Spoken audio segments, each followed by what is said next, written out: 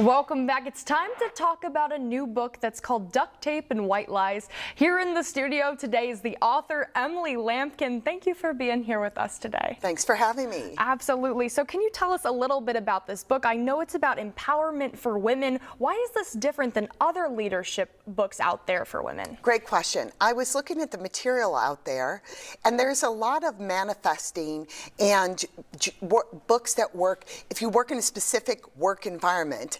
But what I had women telling me is, okay, I want this thing for myself, but I don't even know where to start.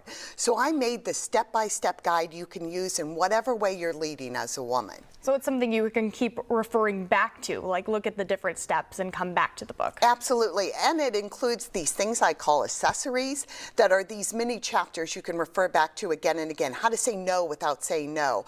How to give a good gift that builds a relationship and is inexpensive. How to throw a simple cocktail party. So some practical tips there. And I see the name of the book is Duct Tape and White Lies. Tell me, it's an unusual title for a book name. It's a fantastic title, and it was always my answer when women said, how do you do it all, Emily? There's this assumption we make that other people's life is perfect. First of all, perfection is miserable and unattainable. And I wanted to leave women with the message that I have what I want and was headed in the direction, but I live in the messy middle just like all of us do. And as we're all trying to navigate this messy middle, something that's been really stressed for women right now and all people is personal branding. I know that your book touches about that a little bit. Can you tell us some of your tips you stress in there? Sure. And I really looked at this again on the step-by-step guide. And I will walk you through how to build your brand, understanding who your opposition is and how you get ahead of them in a positive way. I also talk quite a bit about how men and women communicate different. Our brains are wired differently, and that impacts the way we communicate and brand ourselves. And you also mentioned there was a difference between how we should network, whether we're networking with men or with women. Can you give us a little sneak preview of what's in there about networking? Sure. Our brains are wired that women are seeking commonality. It's often why our conversations take longer to start. We're looking for that thing to common. And we're going to use the term we with one another. We don't like to be too braggadocious. Men are looking in a conversation as one being the one up and one down. It's how their brain is wired. You need to use the term I, and you need to take really clear credit for your accomplishments with men.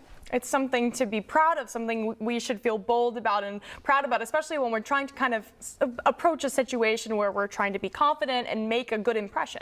Absolutely, and get what we want. The goal here is to get what we want, and it's more difficult to get what you want from men in business settings if they don't understand exactly what you're saying. And when we talk about making a clear example of what we're saying, oftentimes people look to social media to understand your presence, to understand your brand. What are some tips you have to people who maybe feel overwhelmed by the concept of social media? Well, it's exhausting, and you can easily head down a rabbit hole and lose a ton of time. My recommendation is be on LinkedIn. Even if it's in a very basic format, it is really the place to be. It's where I say planned serendipity happens. Opportunities arise just by being on there.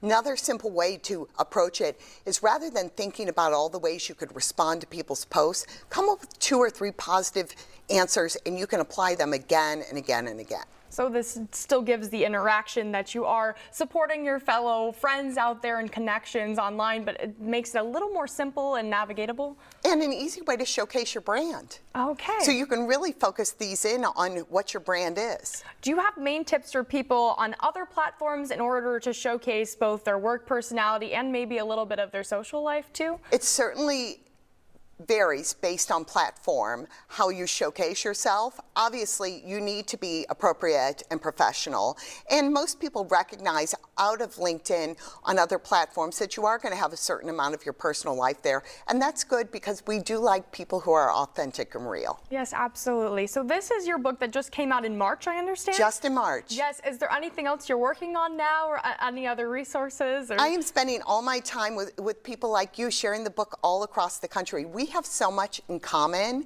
and we really need to be better about supporting each other and having in hand. I urge women, to have what they want and to use this information to go out there and be thriving in their lives. Yes, so once again, this is a resource. This is a guide that you can refer back to again and again for those different steps as you're navigating different situations. Yes, ma'am. Well, thank you so much, Emily, for joining us today. We'll be back with your latest news and weather, and we'll provide all the information for duct tape and white lies on our website at WNDU.com.